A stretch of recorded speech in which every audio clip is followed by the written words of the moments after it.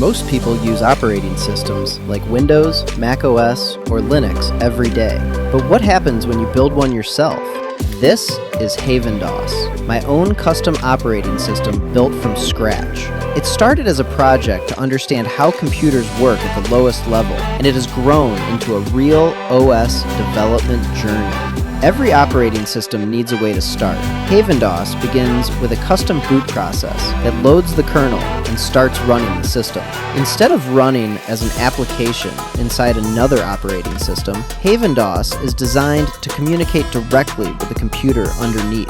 Currently, HavenDOS runs with a lightweight, text-based environment. The goal is to create a strong foundation before adding more advanced features. The system already includes a custom kernel, screen output, basic input handling, and the first parts of a command environment.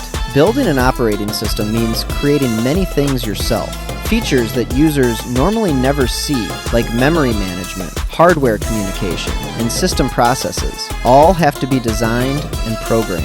HavenDOS is mainly developed using C and assembly, giving full control over how the system works. Even though HavenDOS is still in development, it already has the foundation of a real operating system. The current version focuses on the kernel, boot process, display output, and creating the base for future applications and features. The next steps are improving hardware support, adding graphics, and moving closer to a complete desktop experience. Creating an operating system is a huge challenge, but every update brings HavenDOS closer to its goal. This is only the beginning. Follow the development to see how HavenDOS continues to grow.